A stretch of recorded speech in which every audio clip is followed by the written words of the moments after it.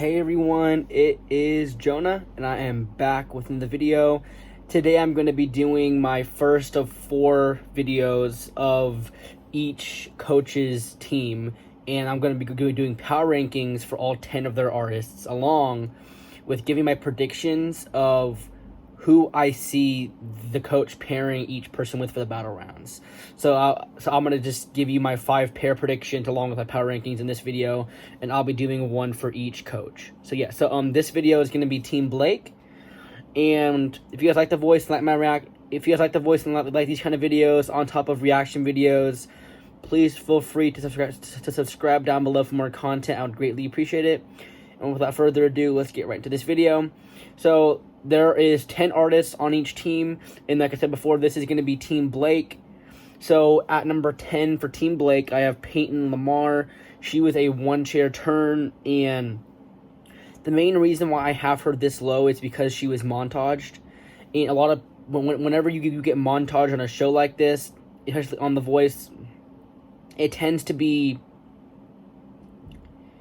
they tend not to do very well on the show after that, because they feel like they're just not very noteworthy to get put for the full audition. And I know a lot of her audition wasn't even shown, so I have a pretty good feeling that we may be seeing her get out in the battle rounds, but I could be wrong. I do like her voice, but because of the montage factor, I have to put her this low.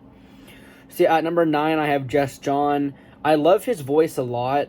He has a very nice tone. He can run all over the place, and he's in my opinion, he's one of the most interesting pairings of the season, because it was a one-chair turn. He's saying "Talk" by Khaled. He has more of a pop, kind of maybe hip-hop vibe to him, but he's on Blake's team, which is very surprising. Blake was the only one who turned around. Blake knows talent when he hears it. Blake turned around for this guy, and I feel like this is somebody that could surprise us going forward.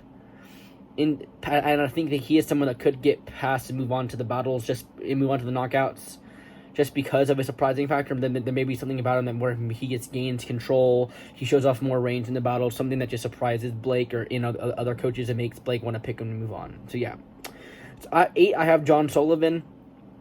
The main issue with John is that he has a nice storyteller voice, but I feel like I didn't hear a lot in an audition, so I don't really know what his voice can do. He stayed in a similar pocket for the entire song, so I have just no idea if he go into the higher end, if he has any more power left. And because of that, I can't really say that he's going to be in the knockouts, because I just don't know. If he's put up against someone like Sam or Jim or Ian or whatever, I feel like any one of those three they may have more power and range than John, and John may go home because he doesn't have that range and the power that's needed to go farther onto the show. So that's why he comes in at 8. So at 7, I have Aaron Scott. I love Aaron's voice a lot. I feel like he's kind of in his own lane on this show, because he's one of the only rock people on the show this year. I love the raspiness he has to his voice. I think he's very versatile. The main issue is that I just don't know if Blake feels the same way that I do, like how he's in kind of his own lane. And I feel like if he gets paired up with somebody like an Ian or like a Jim or Sam, this could be the end for Aaron. I really hope it's not, because I really do want to see Aaron into the knockouts. I love his voice a lot, and I think like he does have a surprising factor about him, and I feel like he is going to surprise people in the auditions with whatever in the battles with whatever he does. But yeah, hopefully he makes it through to the knockouts. So at 6, I have Taryn Papa. So I know this may cause some red flags. You may think that she should be higher on this list, but I did hear a lot of tone and raspiness to her voice. But I just don't know if she has power to back it up. Because it's kind of a similar situation. In an audition, you want to show enough of your voice to get a chair turn. But at the same time, when you're on a show like this, sometimes it's best to not show off all of your voice at once. And I feel like this may have been the case here. She may be holding out a little bit, but I do feel like she's definitely somebody that could get stolen or saved in the knockouts, or in the battles, just because of her ability to sing and sing well. And I feel like her uniqueness that she has to her voice may push her through past this round. So yeah. At 5, I have Stacy. I absolutely love this guy's voice. He's an amazing storyteller. He has just an amazing, soft tone to his voice. He can do slight little runs here and there, and his range is absolutely incredible too.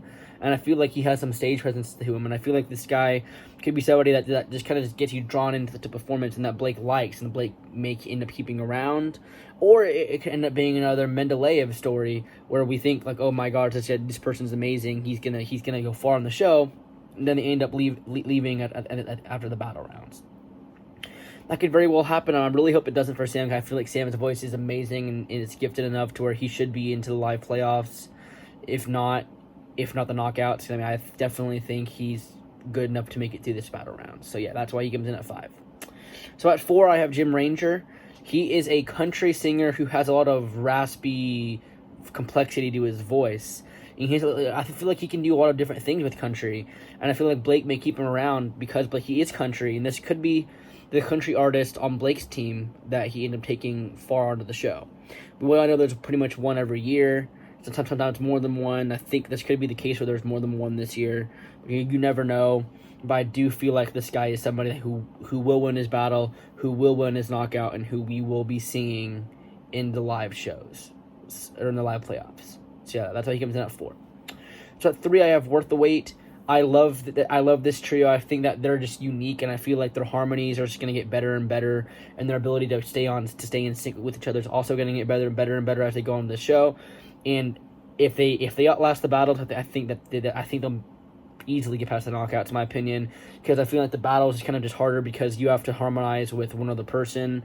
You already have 3 of them, and then one because they're going against one other person. I feel like it may be harder to harmonize when you have to harmonize with somebody that's not in your little trio.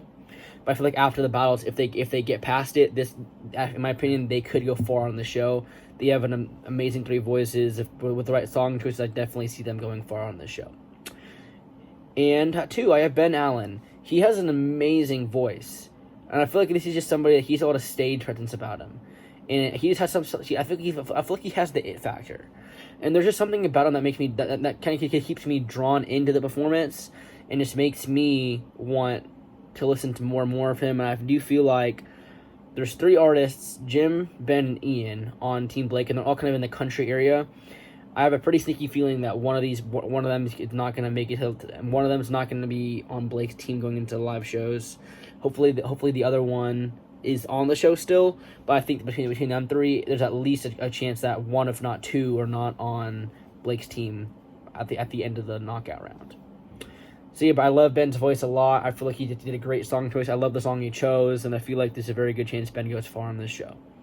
So at 1, I have Ian Flanigan. In my opinion, he's probably like a top 3 favorite for me personally. His voice is so unique. The rasp growl that he has, the low tone that he has to his voice is just miraculously amazing.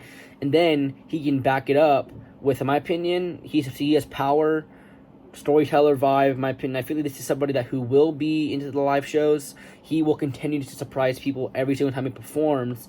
And I feel like he definitely has. He's a dark horse, in my opinion. He is a dark horse on Team Blake this year, and I feel like a lot of people may underestimate him. And he will continue to win. I think he will win his battle. He will win his knockout, and we will see him in the live playoffs. I'm almost positive about that. He seems, in my opinion, he may be the guy for Blake this year. This may be Blake's best shot of winning the finale again and winning the show again.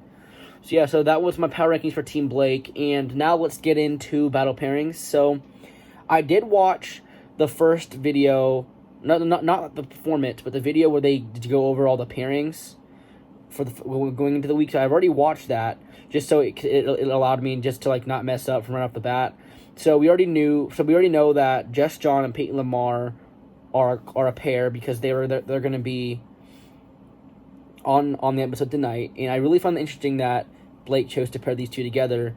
But between them 2, I would have to lean JusJon just by a little bit. I feel like he can do more with his voice, and I feel like there's more just to discover with him than Payton, and that's why I would lean more towards JusJon. And then I believe the other pairing, so Blake's gonna have 2 pairings tonight, and the other one's gonna be Worth the Wait versus Taryn Papa. So those 2 pairings are definitely set. And between Worth the Wait and Taryn, I feel like I would have to give the edge to Worth the Wait just because of their being unique, and I feel like they have more potential going farther on the show, and it's something that they're definitely in their own lane. They're not even a duo on the show, much less another trio, and I feel like Blake understands that, and Blake will end up keeping them around, overturning if it's like an even battle. The third pairing that I see happening is going to be Sam Stacy versus John Sullivan. And a main reason for this is that they're kind of both storytellers, and I feel like they both have kind of like softer tones, where I feel like there's just more to discover with both of them.